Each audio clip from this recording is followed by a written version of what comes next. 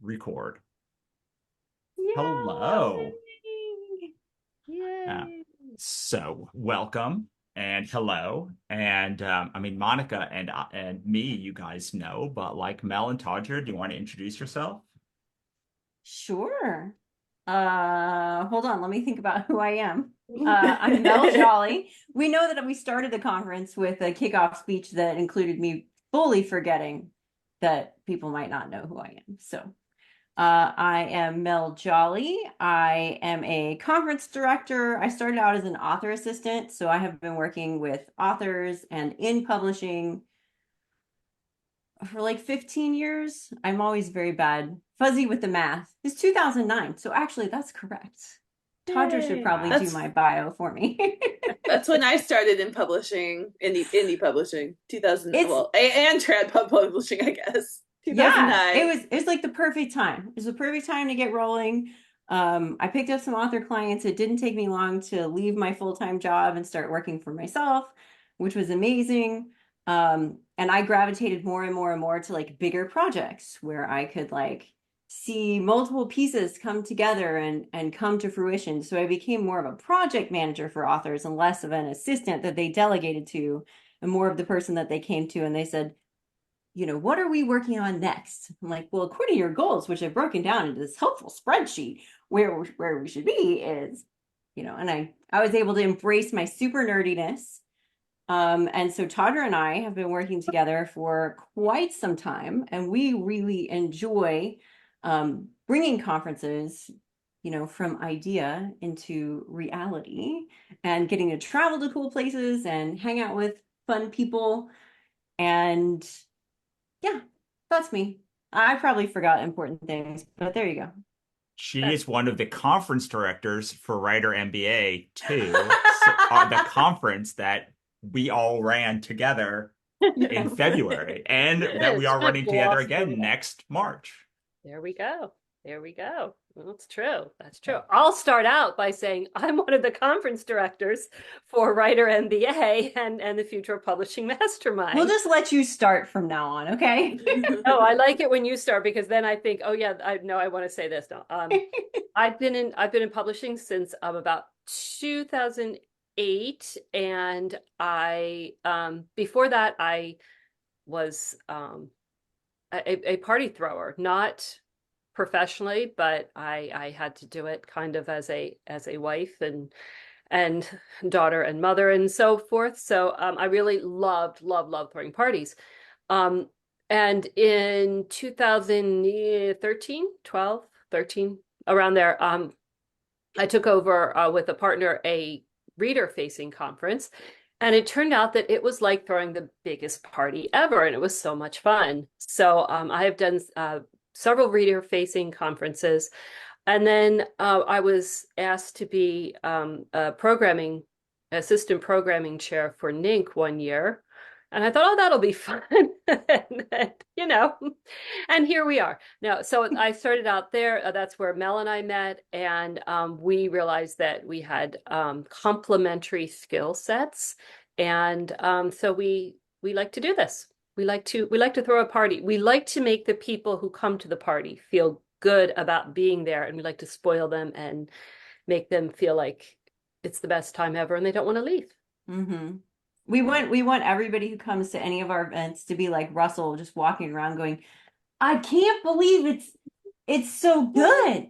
I can't believe Russell just kept walking around. I just can't believe. And it's like, What a what forced do and you think you aquatic thing hired to us say. for? Right? Yes. We do. We realize this. We realize that we have a grassland, a tundra, a forest, and an aquatic on our conference team. And we also realized that we had I would say like certainly three extroverts. Belle, I think you're maybe in the middle, but we definitely had a bunch of extroverts and I mean, this is not a negative at all, but the introverts were like, "Hey, we should have like slightly longer breaks." And so we were like, "Oh, that's because you're an introvert, and we're all extroverts, and We Well, didn't think of that.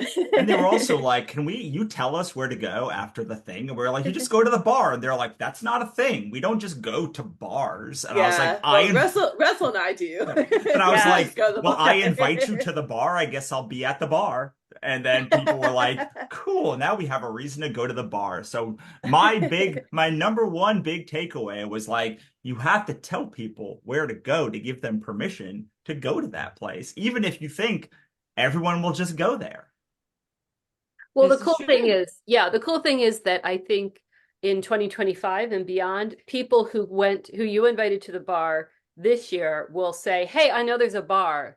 And they'll tell the new people and they'll say, "Hey, do you want to go to the bar?" And that's how it works because it's like That it's makes a sense. string. Yeah.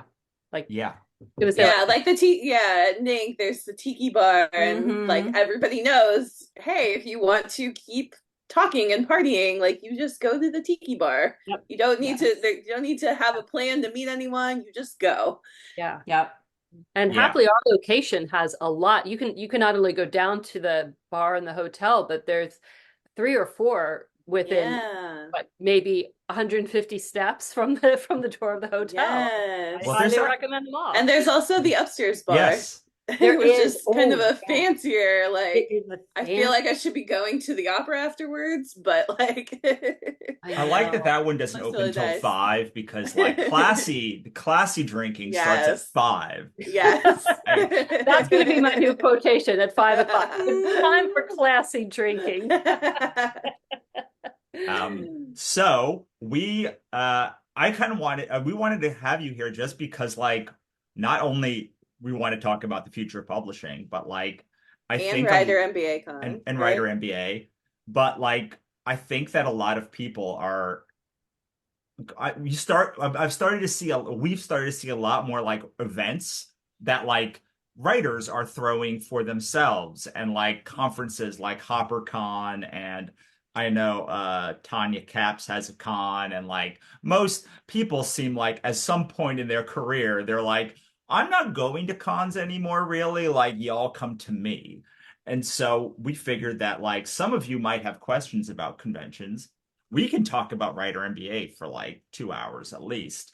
But we want to make sure to answer all of your questions. I put two links at the top of the chat. One is for the Author Ecosystems book that we released this week.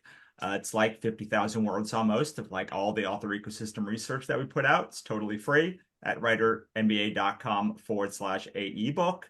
And then for the virtual conference, you can go to writermba.com/virtual and get a ticket for free. It's not the same experience as being live, but like a lot of the content will be from similar humans. And I put together a very good virtual conference. Monica and I have run a conference together. I've run conferences with Nick Nelson, who is one of our attendees this year. I've run virtual conferences with my friend Neo. So like I'm an old ham at doing virtual conferences. So I have a theoretical vision for how this will go. But like between the four of us, we could answer all sorts of questions. So, but Monica, you said you had questions. I didn't really prepare. I'm sorry. Like, I just figured it would all work out.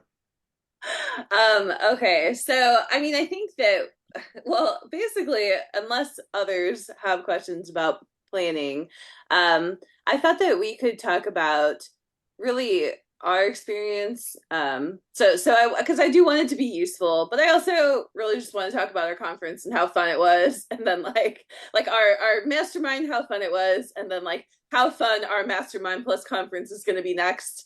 But so let's try to be helpful to people.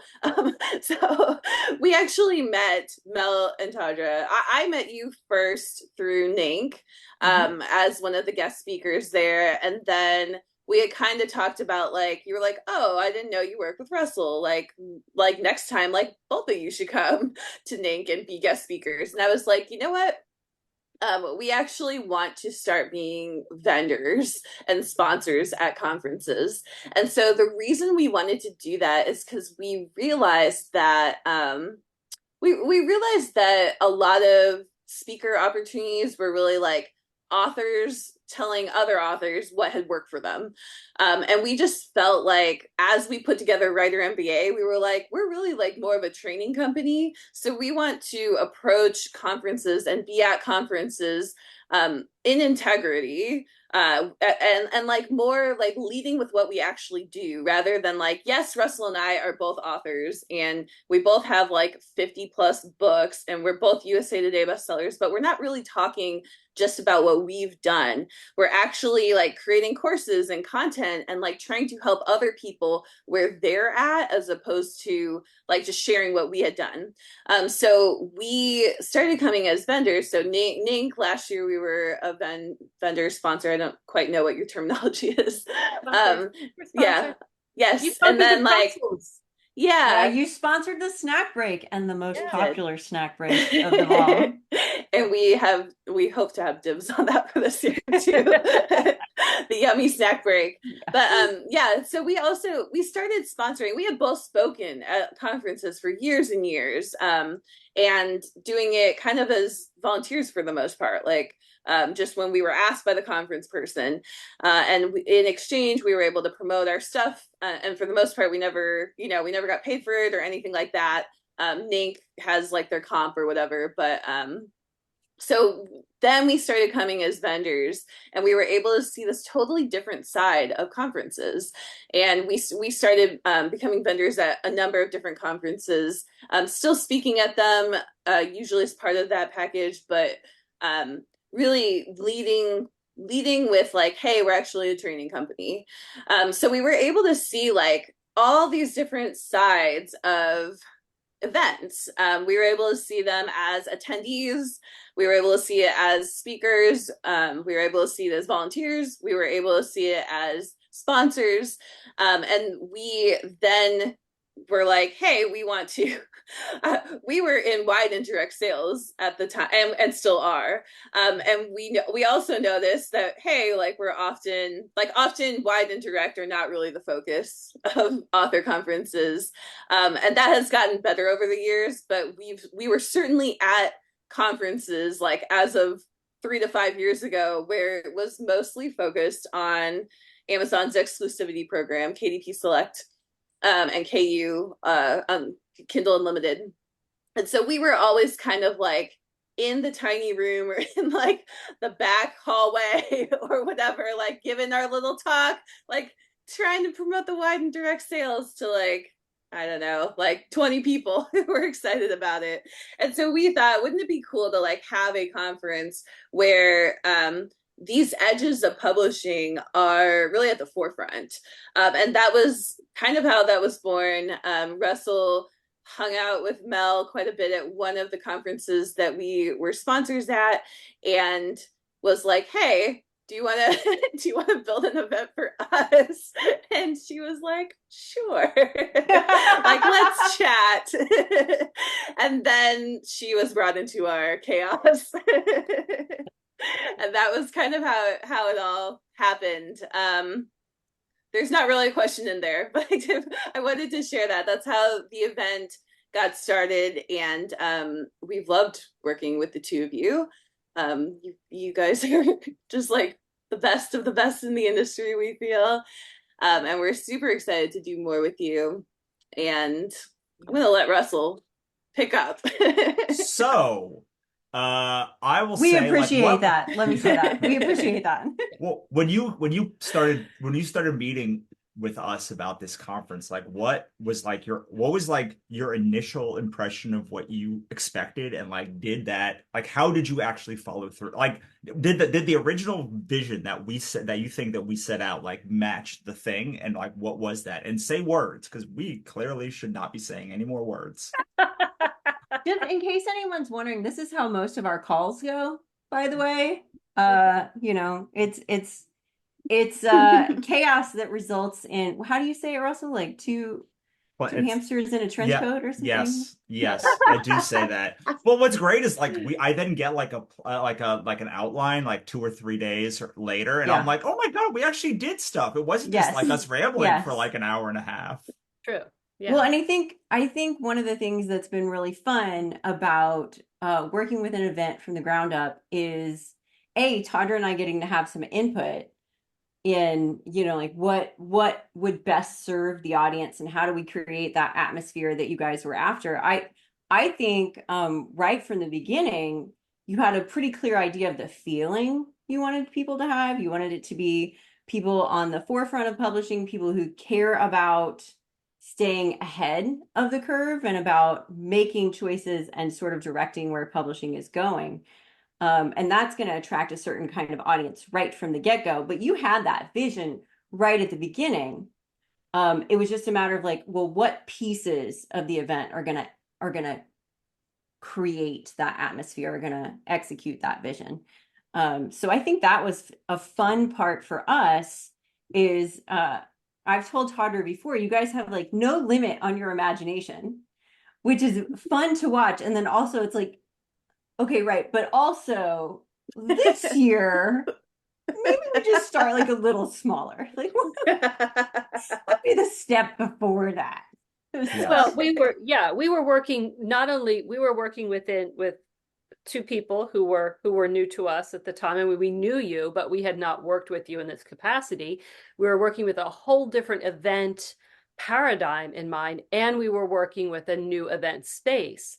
So we had variables that we were juggling, I had experience with that event space, but not for this event. And so it was juggling some glass balls, and we're excited that we're going to be in the same space for next year with the same planning idea. We said, hey, we'll add something else just to make it fun. It's always fun when it's always fun when you get to return to a space, because then you do get to add more fun things. So we were at the Hilton New Orleans Riverside, which was a gorgeous hotel. I'd never been there. I'd been to New Orleans once before. So I had a vague idea of the hotel location and everything, but the room that they put us in for all of our meals had this gorgeous view of the Mississippi River. And I grew up in Missouri, so like seeing the Mississippi River was like a very common experience. And at no point, and Monica can maybe agree or disagree with me. Yeah. At no point are you ever like, right, you're not not standing at the foot of the arch and you're like, what a gorgeous river. You're like, no. whoa, that's nasty. It's muddy. Yeah. And then they also tell you like, don't get near it. They'll suck you in and kill you. But for some reason, when you're in New Orleans, it's beautiful. And you have these cruise ships going up and down and watching the ferry. And it really added so much to the atmosphere that we were trying to create, where it was both, let's have all these like high level conversations and brainstorming. And I watched so many people make partnerships, like I feel like I walked in on so many of Russell's meetings where he's like, and then we could do this. So I walked in on so many, like listening to so many fun partnerships develop, but then we also had like that more relaxed atmosphere. Like we're not in a rush. You have time to develop your idea. You have space. You can go to the bar afterwards. You can, if you're like Mel, like, what do you mean? What do you do after we're done? I'm going to go put on my pajamas and hide in my bed for the rest of the day. Like is that not what everybody does? Not true. We ate out. We ate at amazing places every single night. Yeah, Well, which was another great thing about New Orleans. Yeah, and in the hotel, there's a Drago's, which Mhm. is like the home of charbroiled oysters. Then, like next door, which you can get to through the mall entrance, like in the hotel, there's a Cafe Du Monde for beignets. Although I have to say, like, I'm a Cafe Beignet convert, like above like Cafe Du Monde. I'm sorry, like I had them like the day after we left, and I was like, oh, these are a little crispier. But It's because you didn't go to the real Cafe Du Monde. That's all I'm going Gotta to go say. in the French Quarter. Yeah, you have to go to the place that's been there since 1863. yeah, okay. I mean, I'm willing to be. I We're walk going past back. there like 10 It's a times. nice walk, yeah. Yeah, it's a great walk. Like 15-minute walk over. Yeah, Not and too bad. Next to a river, beautiful river, as Mel has Mhm. noted. Yeah. There's music, there's entertainment. because There's like you little ladies asking you if you want a massage every 5 feet. And like That you was do new for walk me. all the way there, right? You walk to the actual Cafe Du Monde that's Yeah. been there every morning. Like Yeah.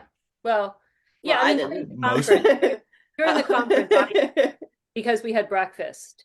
We right. had breakfast every day except for the first day. So, The food at this hotel, by the way, so good.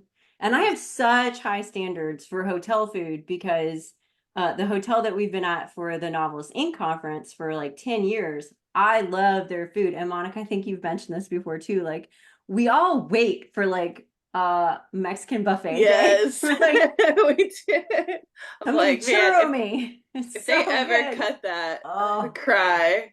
I think that's okay. everybody would They've cry. already, yeah, they have already told us that everybody would cry. So I have super high standards for food. So this hotel, like I already had a high bar set. But yeah. like the steak that we had in one day, it was Oh, like so char grilled. It was incredible. Like everything we had was so good. it I was was going back for like seconds and thirds of the desserts or letting other people go. Like, oh, are Oh, you good? I will also take another moose if you want to bring one back for well, me. I and mean, I so, think there was only one food thing that we would not repeat. yes, Russell. yes. It was turkey bacon. Yeah, then we're not gonna have the turkey bacon next year. No. I get Oh it. my Like, gosh. and we had that twice, I think, and I'm like, oh, Yeah, they it's. did. But like, they were really good. They had so many like dietary things. Like, I've never seen a hotel like even Nank like have so many options. Like, it was like Mm-hmm. three options of like gluten-free thing. Like, Yeah, there was like a starter and like usually you get like one. Maybe, but like then they had like a dessert that was also like gluten always. free or like sea like whatever our restrictions were. Like they had multiple options, Yeah.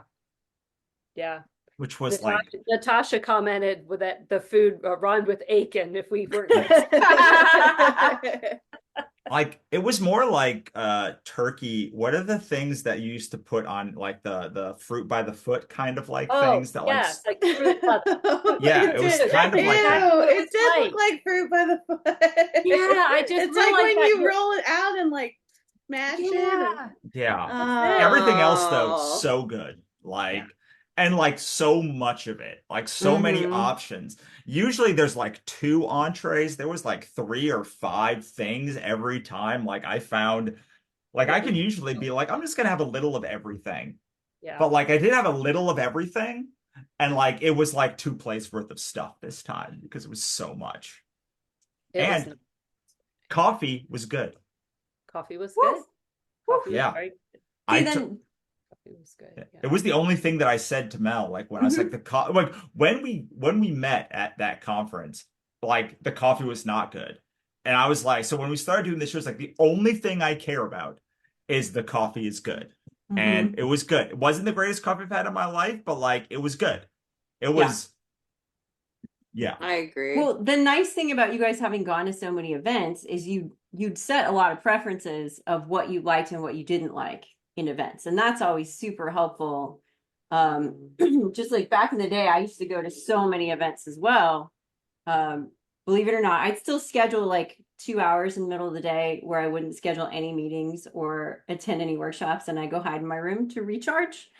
But I I went to a lot of RWA conferences and I went to a lot of regional events. And the nice thing about going to a bunch of things is then you're like, well, I like this, I didn't like this, I like this, I didn't like this. And one of the things we set with the schedule purposefully was we didn't set a mastermind schedule that went from, like 7 a.m. to 7 p.m. or later because we wanted people to have time for organic networking. Yeah. Yeah. Yeah. Yeah. It was really important to us. I think I'd love to I would love to talk about like the structure because it's the biggest difference, I think, to any other. In fact, like the fact that we're doing a conference next time, I'm just like, oh, I know how to do that. Like, I don't like to me, that was the hardest like hang up of like, I know how to program a schedule for like 6 hours a day, but like Mhm. I was so worried about the breakthrough sessions. Like the minute like I was like tense until I saw them work for the first I moment. know. And like I think even now it's hard for me to like explain. So I'm gonna make one of the two of you do it. What a breakthrough session and how it's different. I think that there were two things that really stood out with this mastermind as being unique and different. And one were the hot seats that our speakers offered, which gave people real-time application. My thing with any event is that there have to be actionable items. It's great to hear about somebody telling about their experience, like you were both talking about, hearing an author say, well, this is what I did. This is how I got on the USA Today list, or this is how I became an Amazon or Apple or whatever bestseller. But it's how do you replicate that? How do you take that experience and replicate it in your own very unique situation? It's really hard. So I love the fact that we gave people actionable items, and our hot seats were, I thought, really valuable. And then the breakthroughs, I was the same way. I was like, okay, let's see how this is going to work. Let's see how this is going to work. And then that first day, we couldn't get people to leave. We're like, it's lunchtime. The food is there. It's there. Move into the other room. We're like, well, I guess we're going to eat. Like 20 minutes. Like yeah. Oh, yeah. A long time. So I feel like we got it. Yeah. And, well, oh, go ahead. No, I was going to say, just to add to that, so the way we did the hot seats was we had an expert presenter, and then we went to attendees in advance and said, would you like to volunteer? This presenter is going to assess your Kickstarter, your direct sales store, your whatever, Facebook ads in front of everyone. And they're going to give you advice on exactly what they would change, exactly what they would do. We did add some disclaimers for everybody. Like, no one's going to tell you that everything you've done is the worst and you should just quit. Like, this is not that kind of an event. But I think that's one of the things we got some of the best feedback about from others is, like Tawdra said, it wasn't just an expert saying, this is what I did. It was then them showing how to connect the dots between, like Susie McAuthorpants's career, like what should Susie do with her Kickstarter? What tweaks should she make? So that was really good feedback we got on the hot seat. And then with the breakthroughs, that was like small group brainstorming with structure. So we gave everybody a topic and we said, what are you struggling with the most right now that you want to brainstorm solutions for? And we limited the tables to 6 people at a round table, and we kind of kept time. So like for 10 minutes, Tawdra's in the hot seat, and then for 10 minutes, Mel's in the hot seat, and then for 10 minutes, it's Monica's turn to brainstorm, and had people go around the table. And we got some really, to me, it was surprising but great feedback about that, because some of the sponsors, a lot of the sponsors and vendors sat at the tables as well. And a lot of the attendees said they really enjoyed helping, like Julie from Barnes & Noble brainstorm something, Right. And I didn't eavesdrop on all the conversations. And nobody was tattling on anybody else. So, so they were good small group brainstorming. And like Tawdra and Russell said, like people were having such a great time, that they didn't want to get up and go to lunch. And we're like, but you can sit with each other at lunch too, but like we paid for lunch, so please go eat it. Yeah, Natasha says those were great. Yeah. I think the authors not only enjoyed helping the vendors with their hot seats, but vendors came at helping authors from a very unique perspective too. So we'll pick on poor Julie again and say that if she was at a table where somebody said, I'm really struggling with ABC with my books, Julie could say, well, I can tell you at Barnes & Noble, we offer blah, blah, blah, blah. And I don't know that she did that. I'm just saying that was an example. I'm not saying that she was touting her own stuff. You could watch people's like facial expression change. I know this is when Russell relaxed, is after like we had chimes. And so after we, like ding the chimes the first time, like people, like their facial expression just started to lighten up, like their body language changed. They started laughing. You could just literally see the mood change in the room. It's true. Yeah.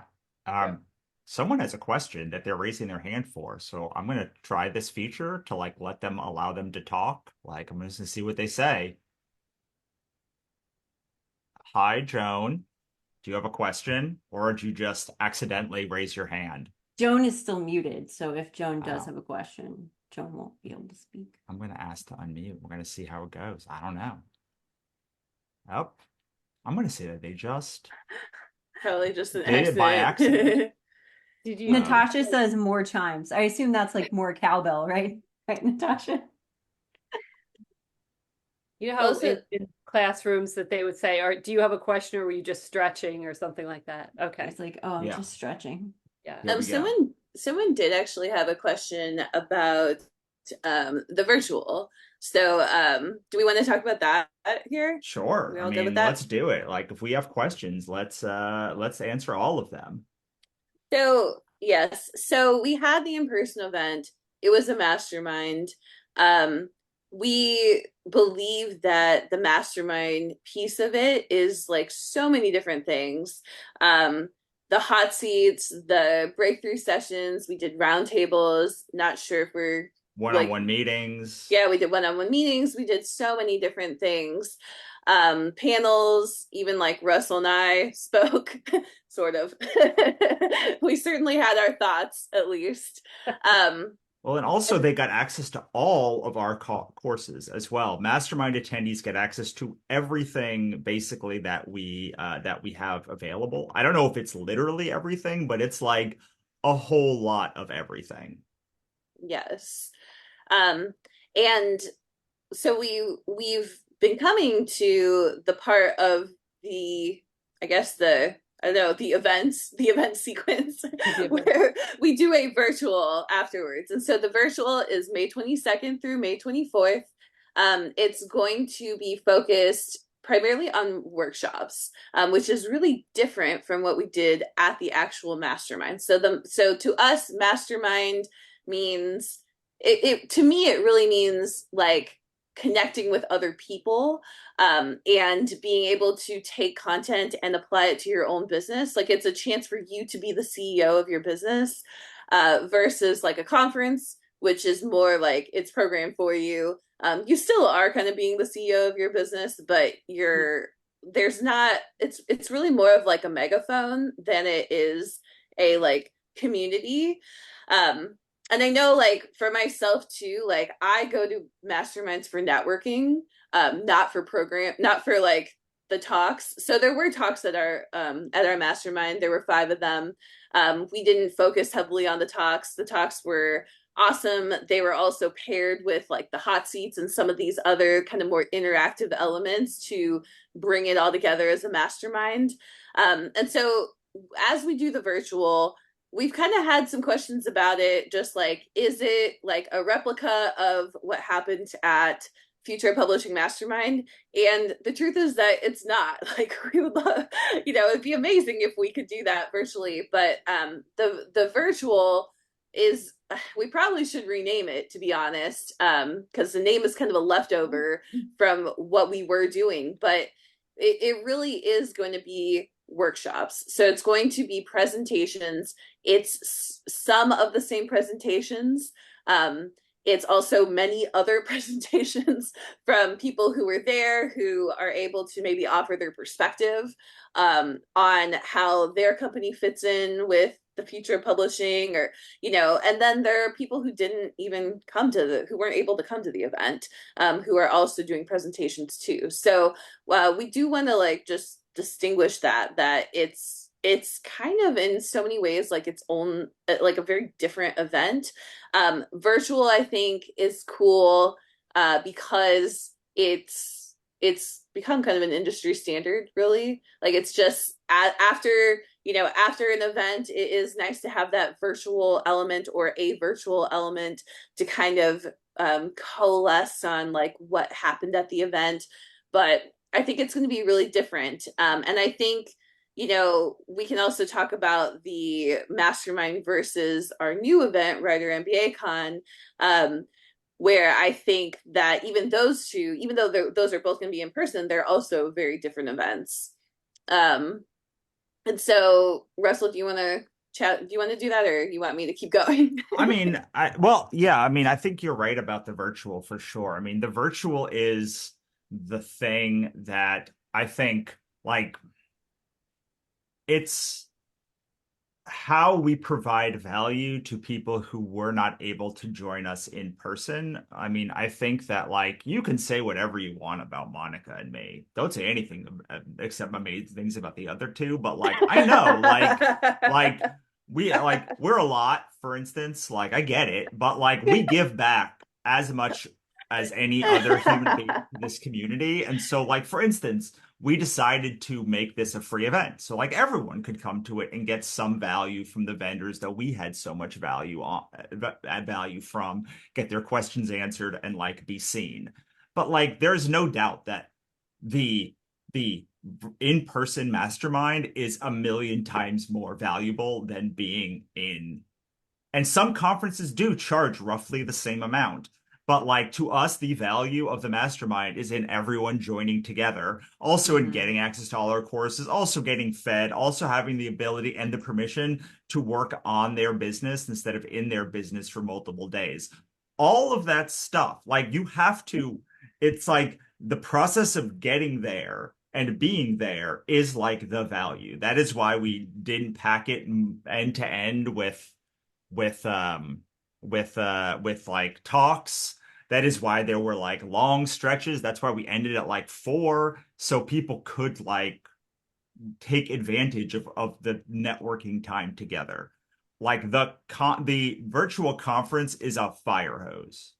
It's like just you're going to be talked to for the time. And yes, there might be questions, but like we're not doing hot seats. Like you're not going to have an individual. Maybe you can schedule an individualized thing later because a lot of our people do have like one-on-one booking links, but like we're not going to be doing hot seats there. We're not going to be doing like round tables. We're not going to be doing breakthrough sessions. Like it is and even like more than a in-person conference, I feel like a virtual is a fire hose because you're just like it starts at 10, it ends at 2, and like between those times, like don't go to the bathroom because like you might miss something. And like that's like almost the opposite experience as the mastermind. And like both are good experiences. I go to both. Like I know, I do too. like I value both, but I value them differently. And like they are just wholly from the ground up being curated like in very, very different ways. And so and it's like then kind of in the middle between like Firehose and like Mastermind is like the in-person conference that we're going to do next year. Which does someone else want to explain how it's going to work all together? Because now I feel like I Sure. just talked for 5 minutes. Maybe Mel or Tawdra or someone who Well, why don't I say a couple things about it and then sure. so our so Writer MBA Con, what is it? Why is there a conference with the mastermind? We realized that we wanted to have the mastermind first, and people who are industry leaders and like just far along in their careers and people who are like they're meant to be at the mastermind. We wanted to give them an opportunity to then be able to do like if they had only if they had something like a course or a book or whatever or a company. We wanted to give them a chance to have a vendor day. We wanted to give them a chance to do a talk as well, because most of the mastermind attendees, like they would all be keynote speakers in a different room. um, but at this event, they are not the speakers. So they are the attendees. And so we wanted to give them a chance on the back end to like give their talk. For both other mastermind attendees who wanted to see it, and we just didn't have enough room in 2 days to do it, but then also for the rest of the author world and the rest of the author community that is coming in person to the Writer MBA Con. And then we also, for the people who don't have any sort of thing, but they were attending the mastermind, we wanted them to be able to see those presentations as well. So at the mastermind, they would, get a sense of of who they wanted to talk to, and if they didn't have enough time to talk to them, or if they were like, hey, you know what, I actually do want to know more about this, let me just come to your presentation later this week. So we wanted to give the mastermind attendees even more value as well. And so it kind of serves like many different purposes, but like the goal of all of it, so the goal of Future of Publishing Mastermind is really to set the vision for publishing, because I think if we don't set it as a community, other people may set it, other powers that be may set it for us. So like that's why we built that event.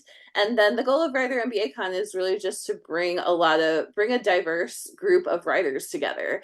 So I think there are going to be lots of authors there. I also think there will be people who don't even have a book yet, but they are making a lot of money at writing in newsletters or in coaching or in startups or in some other area that we don't even look at as authors. And so comics, like that's where Russell's from, and or crowdfunding, or just all these other areas. So again, like Russell and I are very focused and always have been focused on pushing the boundaries, like going to the edges of what's possible for making money as writers. And like we've both done this in our own careers. It's been really challenging.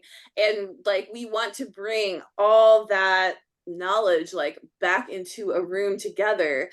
There's so many other events in this industry that are focused on authors and are focused on like, how do you do well at a retailer? How do you do well at this?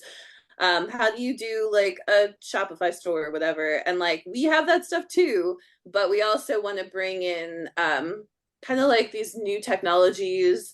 That's very important to us, is to kind of have like all the wide and direct stuff, and then to just keep kind of pushing the edges of wide and direct and bringing that knowledge in and bringing like new people in as well.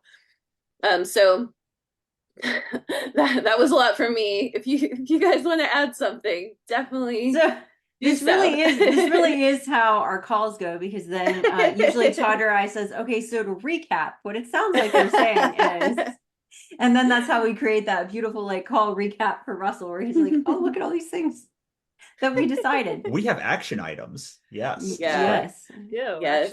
So I was going to say, and then I see Tawdra has something to say, but I was going to say, if you're an attendee, your experience would be, if you're a solopreneur or if you are an author who is already doing pretty well and you want to get in the room with the other people and brainstorm and have those, Kismet meetings that like I saw Russell and like so many different people have, and all these partnerships, and you're going to see these different things pop up from these people.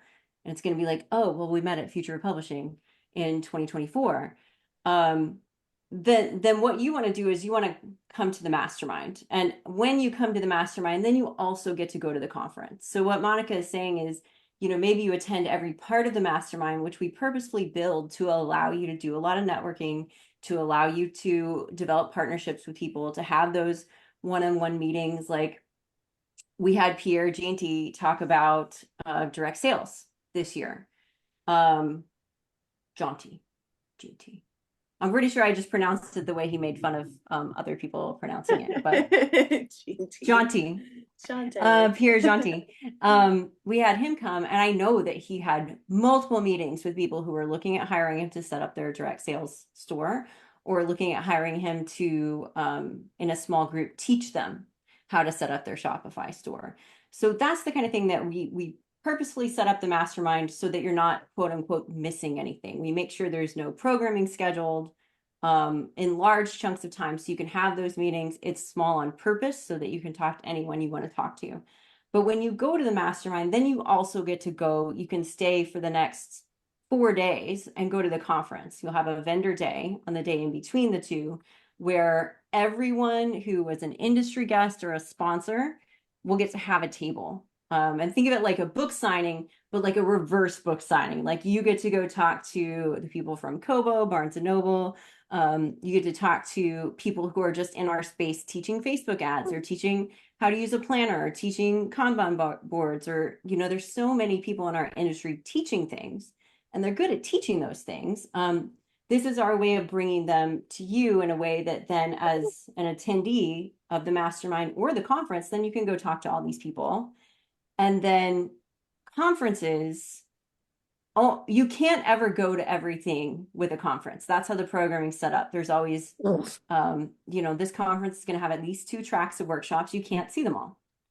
And yeah, there will be a virtual later that you can catch some of the ones you missed, but that's what Monica's talking about, where you kind of cherry pick, like, Oh, well, I had this great conversation. I'm gonna out of my memory, like, I could have prepared better. But I'm gonna out of my memory, like, note people who already said we can share that they're attending next year. So you have a great conversation with Sarah Cannon and at the mastermind, and maybe Sarah's got a workshop at the conference. This is hypothetical. There's no program out there yet. Like, don't write this down. But then maybe Sarah has a workshop later, and you're like, you know what? I really enjoyed talking to Sarah about how she uses Kanban boards to get so much done. Maybe I want to go to her workshop at the conference. And you kind of cherry pick the conference, much like Mel used to cherry pick when she went to RWA and there were 1,000,000,000 workshops. And I could only go to so many before I got too tired. But, for you, it might be that you're having like meetings or drinks or, doing other fun things. Yeah. Yeah, I mean, I don't go to many talks at these conferences unless I am part of unless I am required to speak at that particular event. So like to me, I feel like you said something about like I've been thinking a lot about planned serendipity, which is like getting a bunch of cool things, like do a bunch of cool actions and then like something good will happen, but you can plan like the event, but you can't plan the what's going to happen from it. So like I've been thinking about this podcast that I wanted to do for like 2 years. Like as I'm trying to launch, because like for those that don't know, I have like almost none of these books are on retailers, and like it's a shame of mine, but like I finally got everything set. Like I've done the launches for them, like they're ready to go to retailers, and like they just got ready to go to retailers like 2 months ago. Like finally all the covers were ready, like the things were formatted, like I had everything up. And I was like, okay, I want to do this podcast where like I just launch this series on retailers like on a podcast, and like it maybe it fails, maybe it succeeds, I don't know. And I was looking for a partner to do it with. And like I met Lee, who was like one of our speakers, and like we just like serendipitously met, talked outside of a thing, and it was like the last day or like the day before she had to leave, and she's like, "What are you doing?" And I was like, "Oh, like I have this idea for this called the six-figure author experiment." She's like, "I love it. I want to do it. I had the same idea. I was gonna burn one of my own series to the ground to do it, and so like this is great." And it's like that probably never would have happened at a most conferences, because like first she'd be mobbed like by people if she like just He's talking about Lisa Lisa Vino. Vino. So like she's seven-figure a romance seven-figure author. author. Yeah. So like would probably be mobbed by people, and like you wouldn't have the ability to have, and plus then everyone's running back and forth. Like Monica and I rarely see each other at like a lot of shows unless like we're in between events, because like one of us at some shows, one of us will be talking like almost every slot. And like or we'll have a meeting every slot. So like not so like our idea with the mastermind is like, hey, plan for serendipity. But like it's kind of hard to like be like, but like what does that mean programming wise? And you're like, I don't know. Like it means like there's gonna good things will happen. Give us money now. And like but like No, that's not how we plan it. Don't listen to anything that Russell's saying. but so like a conference is also a lot easier to conceptualize, right? Like it's like, okay, like a mastermind is for a certain like maybe you just want to come to New Orleans and like hang out with us and like see if you like the experience before you do the math. Like there's also like that ability as well. Because last year what we found is like a lot of people were like, I love New Orleans, I love you, sounds great, make it $500. And so like this conference is a lot of way to like welcome a lot more authors in that way as well, where like you can get an amazing experience, because like we can like for sure like we're gonna plan an amazing conference. Like I didn't understand like really whether the mastermind would work until I saw it, but like there's zero doubt that like the first minute we talked about a conference, I was like, oh, we're gonna nail this, because like we already know all the people, we already know what we want. Like we can do a conference, we can plan a thing, and like I know now the mastermind is going to be great. So like I know now what the full experience is going to be. but like, and I always tell people, I'm like, I know what's on the other side of it. Like I know what's on the other side of you coming to this conference. Like you don't know what's on the other side of it. Like, and I don't expect you to necessarily know. Like I can tell you from experience, both doing masterminds and doing conferences, that like at the end of it, you will be changed for the better. And like you will find something at this conference that does that like revolutionizes what you do. What that thing is like often a nebulous mystery. And often, this is probably the first conference I've ever done where the thing I set out to do is the thing that happened at the end. And I was like, oh, I accomplished my major goal. That's great. Like I never accomplished my major goal. I always like accomplished this side goal, this side quest over here, which like I didn't realize was now the main quest. Yeah. And I think that's a really good way of explaining it. Like for years when I was an author assistant, my husband and I would pony up what was a lot of money for us for me to go to all these events. And I picked up so many clients from them, and I picked up conferences later, that I started planning. And it's from those moments of serendipity. And when I said that you should not listen to Russell, what I was going to say was that we plan for that by giving you lots of opportunities to talk to each other in a controlled, like structured environment, so that you already feel comfortable with people later if you are not already an extrovert. Right. And the space, and talk about serendipity. We talked to the hotel and we set up this space, but we didn't really know what it was going to look like until in person, until we got there, because the Hilton New Orleans Riverside is a huge complex with lots of conference space, and they have huge events that go on there. Ours was tucked in this adorable little corner where we did not have to be walking 15 minutes to get from one space to the other, which really did open up a lot of time for people there was a little seating area outside the workshop room. People would wander out there. A lot of conversations happened there. And I think that was really helpful. And I was going to say about the Writer MBA conference, something that Russell and Monica both said early on is that we are in this space, and probably most of the people who are listening to this are also in the space too, where we know the things. We know how to publish a book. We know what to do when A happens or B happens, because we've been in this industry for a while.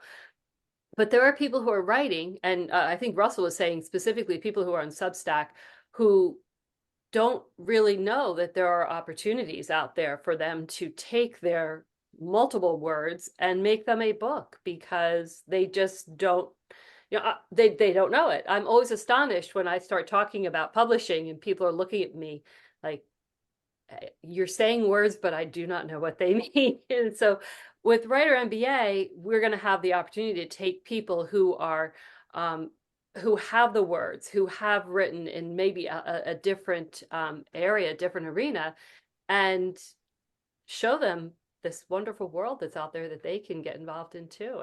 And I'm super excited about that. So Well, and on top of that, like the people that are writing on Substack, like have an entirely different skill set to you. Like I cannot believe how many things that a publishing expert who've been doing this for close to 15 years, because I started in 2010, like has learned from Substack and like from like Michael Evans and like at like about like subscriptions and about like publishing schedules and about like engagement in different like just like everyone has this little bit.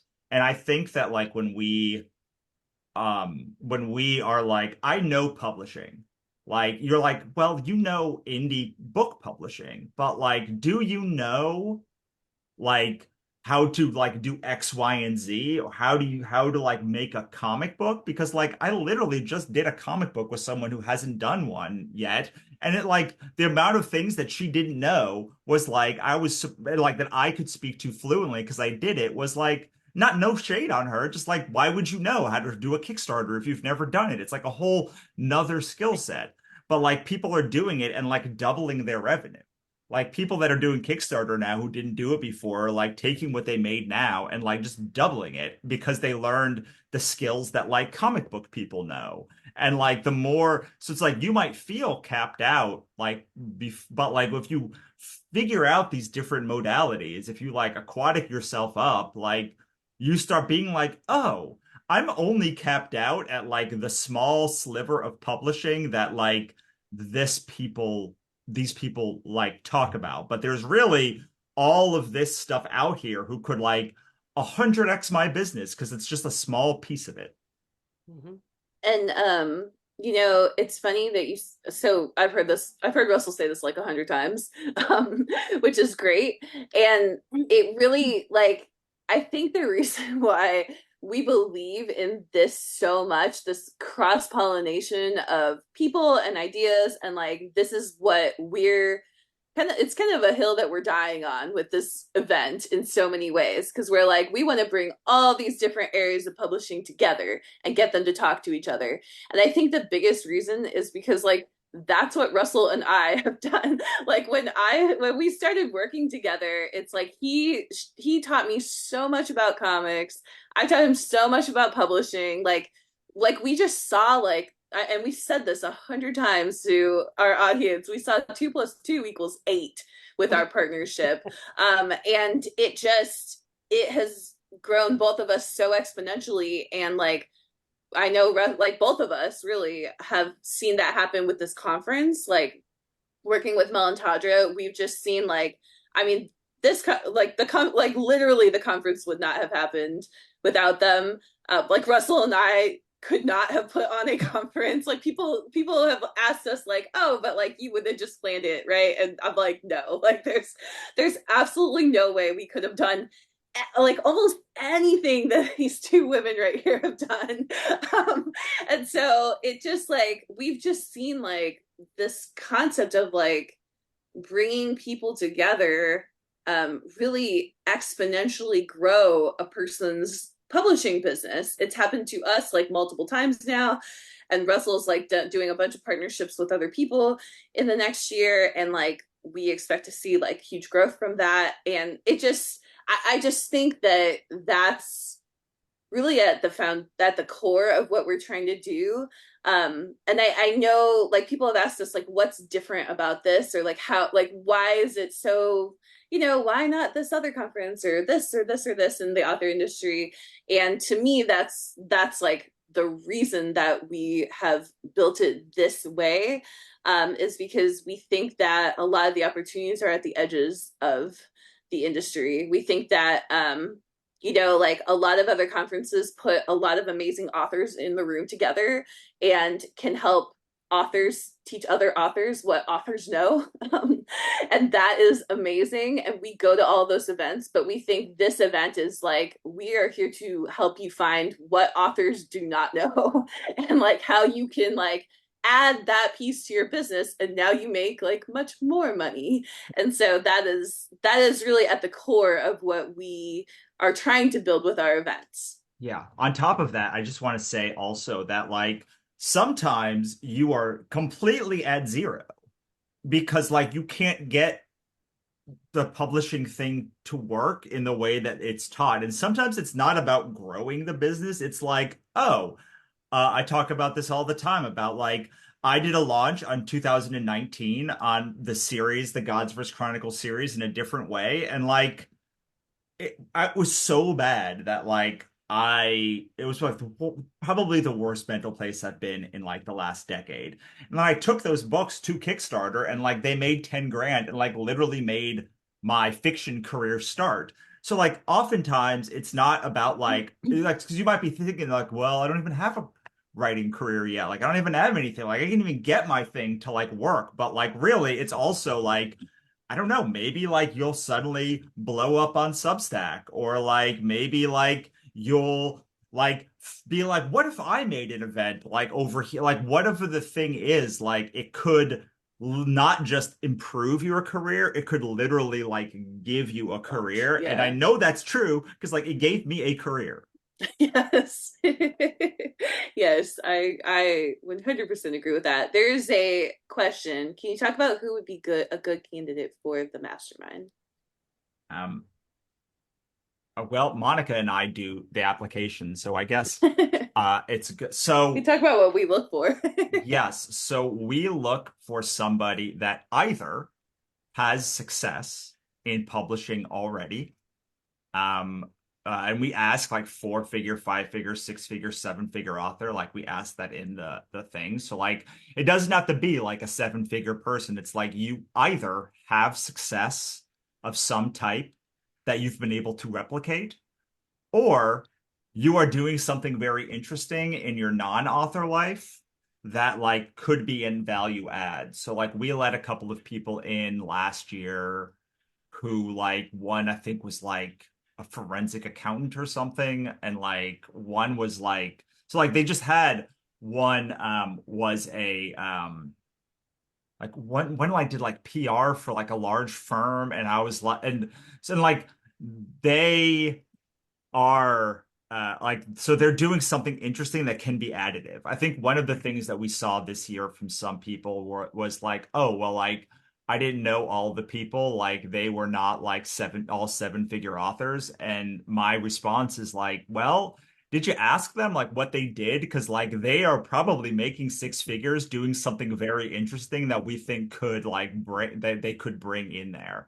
And I think having both is really important because there are blind spots that the four of us have that we just like, Monica worked in corporate marketing. Like I've done all of us have done like so many things, but like we haven't done everything. Like I'm not an oceanologist in like Fiji. Like maybe someone like that could bring in, I don't know, but like something that has a lot of I've never like built a retail storefront. I don't think any of us have built a retail like an actual like brick and mortar storefront, which is a thing that like a lot of authors do. And like a lot of and like a lot of authors like that don't have a lot of success like have built a brick and mortar store or like something else that they have done that's really interesting. So uh I would say one of those two things, or maybe both of those things. Especially if you have different modalities that are like, I like have a really stellar Substack, or like I do reading events, or like I host Readers Take Denver. I'm like the founder of Readers Take Denver, or like I don't know, like these are just like some kinds of things where like I don't know who the founder from Readers Take Denver may or may not already be a successful author, but if they were not a successful author, like they would still qualify to come to this event, even if they didn't make a like ever like write a book before, because like they have a piece of knowledge that like is additive. And really, most people have a piece of knowledge that is additive. Like there's probably not another person that is going to be exactly like you at the mastermind. And like that's intentional. Like it is intentional that like we are bringing people in who do not necessarily fit with what you would be like, these are all seven-figure authors, because like all of the seven-figure authors know the things that seven-figure authors know. Like and like and they all know each other. right. And so it was our intention to really bring in people that you could say, my problem is like I don't do this. And someone is like, I have a really interesting like edge case that I've done X. Or what we said in the talk was, what we said in our talk, one of the talks was like, you have a lock. Somebody in this room has a key. I don't know who has that key. I don't know what that key necessarily is, but we designed the event in a way that like nobody has the same key. Everyone has a slightly different key to a slightly different lock. Maybe it can be unlocked by someone in your genre, or like in publishing. Maybe it's like a vendor that you didn't know. We had Michael Evans, who we had in a panel, and I asked him about like why can you like do codes for Kickstarter? And he's like, oh yeah, like we could do that. And like those kind of like, I don't know, like that unlocked something for one of our attendees because they went in and like that night was like, oh, I changed yeah. I added it, and like I got people to like subscribe. So like I don't know what the thing is. Like Yeah. Can I just say something yeah. about that? That particular example. I mean, it came about because Russell asked Michael.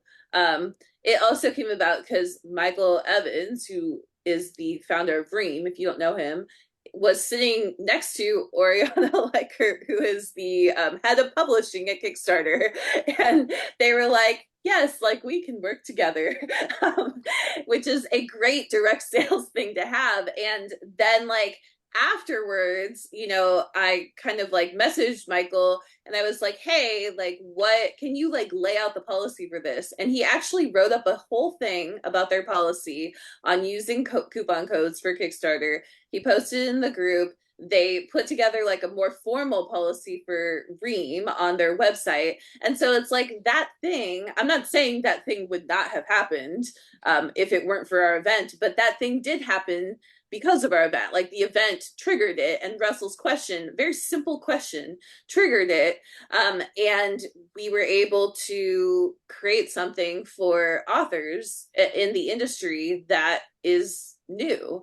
And that is like, hey, these two direct sales channels can work together for you in your author business. And then somebody at the event started making money from that immediately, like within 24 hours. And I saw, because I had actually backed their campaign. So I was like, they literally sent it out afterwards. And that, to me, that is like the planned serendipity of what Russell's talking about. That's why it's really important for us to have companies there, especially well-known companies in this industry, because not only do we want to give them our feedback of like how you can help us as authors or as writers, like how can you help us make more money, but also like they're able to contribute as well. And they have, you know, like presumably they have a lot of audience, like they have access to a lot of authors, they have a lot of data. Almost always, like all the retailers have tons of data every single time I talk to them. They also just have a lot of power at these huge companies that can really support the future of publishing. And so that to me is like what we are trying to create with the event, and why there are so many companies in that room too, so that we can kind of forward our author agenda, I guess, and figure out together like how can we all make more money and like grow publishing as like a whole. And I know that's a very big vision. It's one that most authors don't care about or think about. They're not like, hey, like how can we make indie publishing much bigger? Like I'm like former startup person, so I'm like, hey, like this is how I think about this problem. And Russell as well. Yes. And I just to backtrack, so one thing that's in the comments, someone made a note about wanting to apply but having imposter syndrome. And Tawdra may want to address this as well, because I know this is something we addressed a lot at the in-person. But having worked with authors for 15 years, I've worked with some, this is not a brag, and I'm not gonna drop any names, because then what I'm gonna say next wouldn't be good. But I've worked with very, very, very, very famous and very successful people that have imposter syndrome. So imposter syndrome does not correlate to how successful you are, or how much you do or don't belong in the room. Monica and Russell gave really good examples of the serendipity of, you know, like Kickstarter and Ream being together, or, you know, like Russell says, you know, you have a lock, somebody else in the room has a key. This goes so much more broadly than just in publishing.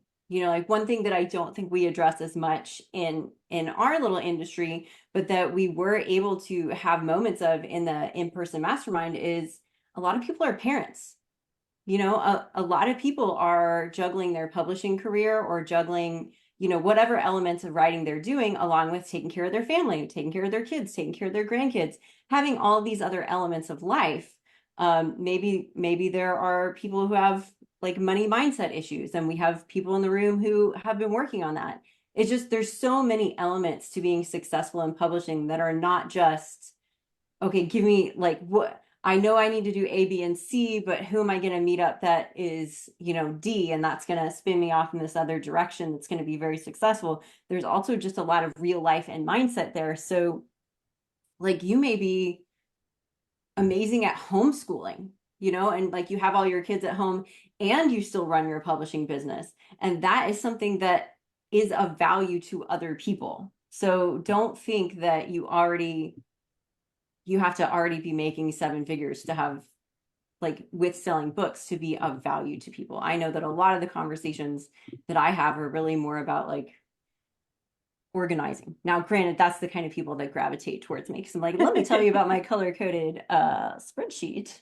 If I told you how many people, like I can't even remember how many people I met with, and I was like, last year we were doing meetings about who should come, and I was like, you are a 6-figure author, like you qualify, and they were like, but I'm not a 7-figure author, and I'm like, you qualify, and I'm like, I'm telling you, you will get in. Like I am like I am one half of the barometer of like whether you get in. But like so many people who are very successful in their applications said words like, I don't know if I qualify, and then checked that box of like $100,000 to $300,000. Yeah. Yes, yeah. I agree with that. I mean, I will second kind of what Mel said, and it's not a negative thing, but like I agree. Like it really doesn't matter how much money you are making in this industry, you can still feel like an imposter, and it comes down to like having to work through those feelings, really. Work through those feelings and come out on the other side with confidence.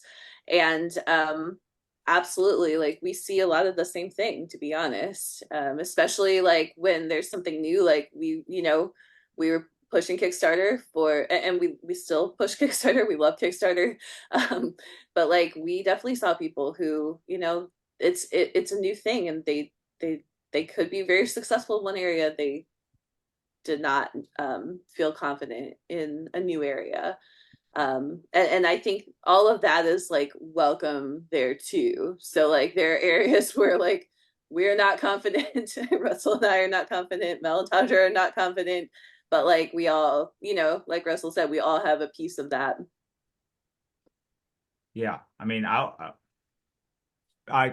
just to go back to the podcast thing, it's like I don't have anything to offer Lee Savino for publishing books. Like I just don't. Like there's nothing on the level. Like I am not anywhere near Lee's level on but like I would not even but like she wanted to get into doing more nonfiction. Like she wanted to do a Right. podcast. Like I had a good idea. Like I already had done a podcast. We do a podcast. Like I have a newsletter that has like 30,000 subscribers. Like I have these pieces outside of like, oh, I don't do indie pub, and that's what I mean. I'm like, it's like just what we own a conference. Like there's just like so many bits that like outside of the indie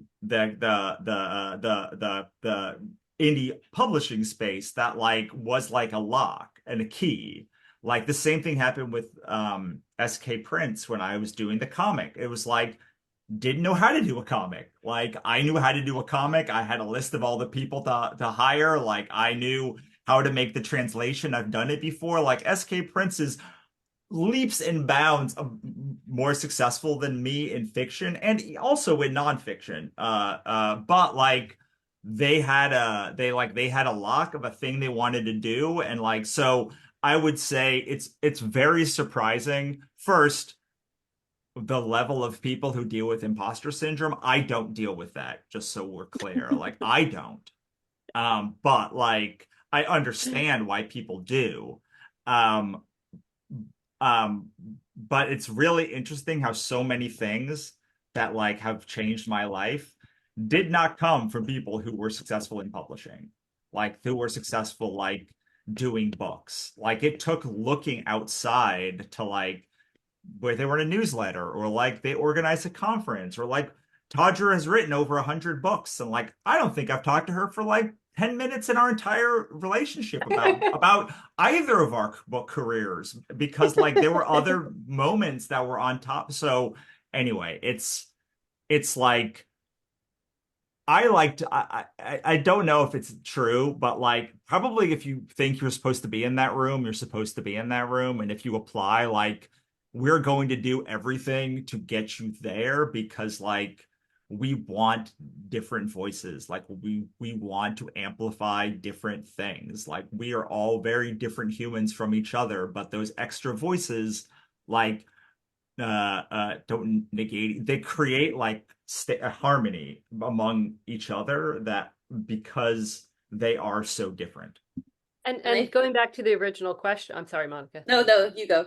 Going back to the original question, I think the answer is just do it. Just apply. I mean, you're not going to lose anything by applying. We're not going to require a pint of blood or your DNA or anything. Just apply. And I think that as Russell said, if you feel like you belong in the room, and even if you don't feel like you belong in the room every hour of every day, you probably do belong in the room. And Say if you want to, if you have the desire, exactly. that's important. One of my sorry, go ahead. I don't know. There's a really interesting thing that happened. Like one of our people, I won't like tell who, but like was like, I didn't know how it was gonna happen, but like I paid for the thing and like there was a whole year. Like they had a whole year to like make it work. And like they came and they were completely stepped in that room as a different person than the person that bought the ticket. So like you can completely take, because you have access to all the courses as well, you can like you can spend the next year going through all our courses and you will be very different and a very different person when that conference comes around. And I will call out a name and say Tanya Hales was one of the first people who I met. And she kind of sat down at the table with me the first night at the welcome reception. And she's like, oh, I don't know. I really haven't done this. And then she proceeded to show me this gorgeous book that she had drawn and done the Kickstart. And I was blown away. I said, I'm the kind of person who my stick figures need explanation. I'm such a poor drawer, but it was just amazing. I was like, you most definitely belong here. Look at the talent. Look at what you've done. And it was just so cool to see her have a really positive experience. And I'm excited. I'm excited to see where she is next year. I know. It's a very uplifting atmosphere. Yeah, definitely. And it's really interesting is like Mel just said, like the value in the mastermind is like the connections of the people. So like having people come back next year and like have access to like these resources, like what we're trying to do is make people come back. And like, I mean, I would be flat out like we're doing this writer conference, this writer MBA conference because like we want you to come to the mastermind. Like and like we know that if you come to the conference, you'll see how great it is, and you probably will apply to the mastermind. And like, will everyone apply to the mastermind? No, we're going to do a great conference as well. But like, we know that the coming to the whole week is going to provide like the maximum value because there's going to be people who were there last year. Like we've already sold like 30% of our spots to the mastermind. Like those people are going to be there again next year, and that doesn't even include like sponsors or anyone. Like they're going to be able to take that journey together over time. And like I've been part of masterminds for years, and it is wild like how many of those people I work with still to this day, how much success these people have had, and like how much we've been able to like all glean from that success to grow together. Yes, the growing together is huge. I mean, like literally, I have friends in this industry who I've known for 10 years. We're coming up on our 10 year, and it's like so powerful. They're actually, I mean, they're just so well. So like one of them is I'll just say one of them is Claire Taylor, who I think a lot of authors know, but like we kind of started at the same spot, and we actually like nobody knew who we were, like and just to see like her career flourish, and really like all like one of my friends, she is a children's book author, and she started out, indie publishing, and she just got a book deal. Like, she just got her a children's book deal, and it's coming out next year. And like, there's just so much of that, I think, too. And we know, like, not everybody's going to come back year over year. Like, that's just how a conference is. But I do think that there will be like a crew that is established, and there already is, and like, people who are just really excited and able to journey with you on so many different things, wherever you're going. Yeah. Yeah. And like the people, like I go to conferences for years as well, even not the mastermind, but like that I see over and over and over again. There's like just something about like being the right kind of like to travel to a conference and like to do it multiple years, and like that usually those people are going to not be serious because they're more serious. It's just like they just spent a lot of money to get there. So like, and it's a way, what we're hoping, especially for the mastermind, is just like when you walk in that door, you know you belong, and like everyone else knows everyone in that room belongs, and like it lets you like drop your shoulders, and it lets people interact with you in a way that they would probably not interact with you otherwise because they would be on guard. And so having that space, really, like if you asked me what the mastermind value is, like that value is incalculable. Like it is like, I don't know, like I've made 500 grand on Kickstarter alone. Like it's worth that much for sure, because like most of that came from connections I made at a conference or like working with somebody. So like, um, I just lost my train of thought. Someone else say something. This is probably enough. Oh, there's a question. Okay. I feel like it's enough. No, 2-day mastermind with a welcome reception the night before, vendor day, 3-day conference. So it's basically a whole week of hanging out in New Orleans. If you come to the whole I mean, you can come and hang out in New Orleans before the conference, even if you don't come to the mastermind, I guess, but like not with us, but like there. Hey, I told you I'm going for Mardi Gras. I'm going for Super Bowl. Stay right You're there. just gonna live there for like 3 months. That's what I'm thinking. And I think there is going to be a nice. We've kind of planned a nice flow through the week, because while the welcome reception, as you said, 2 days of a mastermind, the vendor day is going to be fun, but a little less. It's not going to be as intense. You can go visit vendors, you can go grab some lunch somewhere, and then you come back and visit more vendors, and yeah, it's and then be ready for the conference the next day. So Yeah. I think it's going to be a nice flow. Yeah.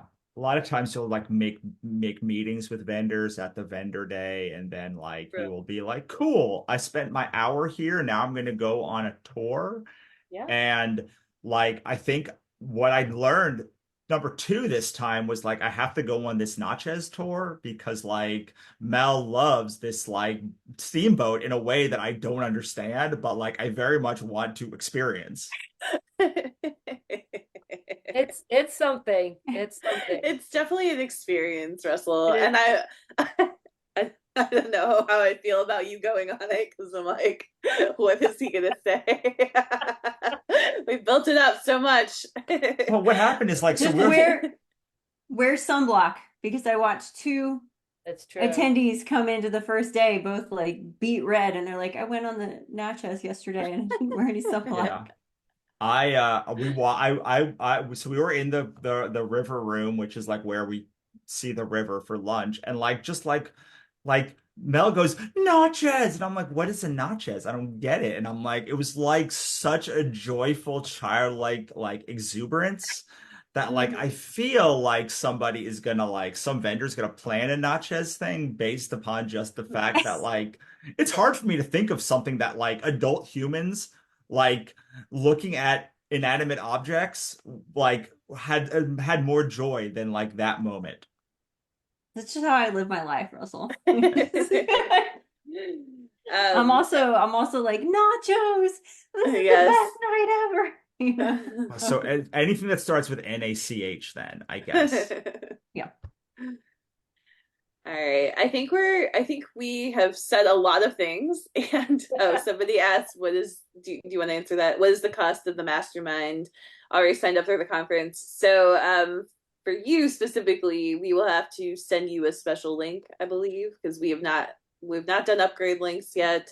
Um, but yeah, definitely just put in your application, think about it, or maybe you've decided, but put in your application, and then we will sort that out on the back end. Um, so I feel like we're done, but I also just want to say, like, Writer MBA Con is going to be amazing. We've talked a lot about Future Publishing Mastermind. Writer MBA Con is also going to incorporate a lot of the author ecosystem stuff that we teach, and I think that aspect of it is really cool. We haven't really done a lot with that at our events yet, and I think it's going to be really exciting. So definitely come to, if you're not able to come to Future Publishing Mastermind, or you decide not to apply, that's fine, but definitely come to the Writer MBA Con. There's no application process for that, and I think there's going to be a lot of amazing talks there. It's definitely like a conference, not a mastermind, a conference, all the way to the core conference. And we're going to be doing, the author ecosystem stuff. And I think that, I don't know, I think there are a lot of unique things about that conference as well. Yes. I have to talk about the author ecosystem stuff though for a second because I'm very excited about it. I didn't go to Writer MBA Con. It hasn't existed yet. So like I can remember how amazing like the Future of Publishing is. But the idea of the conference is really, I've never been to a conference since the pandemic where everyone didn't say they were overwhelmed at the end of it and like how to prioritize. Like probably one of the best talks I've ever seen at a conference was like the Sarah Cannon gave a talk at RAM a couple of years ago about prioritization. And like I've never seen people have that much of a reaction to like an event. So I would say that like the author ecosystem is going to be incorporated in a way that's going to allow you hopefully to prioritize because, and I just dropped the link before, the author ecosystem is like a couple of things. One, it's knowing your ecosystem. Two, it's knowing your stage of growth from 1 to 5. And then 3, it's knowing other people's ecosystems and whether they are going to whether you're ready to glean something from them. So if you are, let's say, a stage 3 Tawdra, like you probably want to like embrace your Tawdra still, so you would look for something that's more Tawdra-y. Or you would be able to look at the thing and be like, well, or you might be like, I really want to go to this aquatic presentation, and so I have to embrace my inner aquatic here. Or like, and are you ready to embrace your inner aquatic? Or maybe you're not ready to embrace your inner aquatic.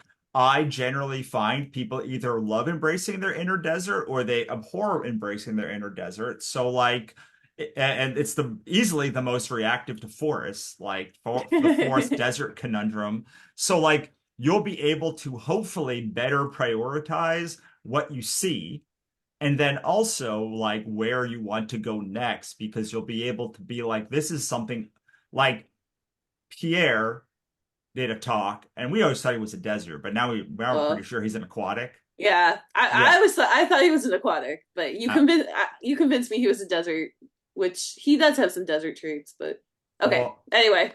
Right. So like he's an aquatic. Yes. So he's an aquatic, and like the way that he talked about building his store, like would make me exhausted, but would make SK Prince very non-exhausted because that is their like jam. Like, and in the same way, like all of the talks will hopefully be coded with maybe not just one, maybe all of the people that could learn from it. Hopefully, like the speaker will have like know what their ecosystem is, but like the system really, we just dropped the book. I dropped the book note again. The system is about knowing what your base ecosystem is, what stage you are in your growth journey, and then what other people are so you can match that for growth, embracing your inner ecosystems. And like, so that's kind of, I've never seen something like that happen at a conference before, but like, I'm very excited to see that. And it's called the Writer MBA. Oh, it's called the Author Ecosystems book. You can download it for free. It's writermba.com /AE book. So go there. It's free for kind of indefinitely, I would say, at the moment. I would also add to that this is like a really good system to figure out who to partner with and who to hire. And so we've been doing that a lot. Like we know, for example, we need to partner with a lot of forests because forests and aquatics, because they like to do lots of delivery and experiential stuff, and they like to kind of like tend to our audience. We like to go and build an audience. Well, I like to go and build an audience. Russell does too, and Russell likes to sell things to an audience, and I do too. And then we have a lot of help around like just nurturing our audience and tending to them, because we want to do those things too. However, we're not necessarily the right type, but like that's not a natural way that we do sales and marketing. And so being able to hire and partner with people who do that very organically and who are really good at it, like actually really good at it, rather than us trying to get really good at it, has been extremely helpful for us. And I think that's it. I feel like we're done. I feel like we've exhausted the topic. So and if you go to writermba.com/conference, you can see all the pricing.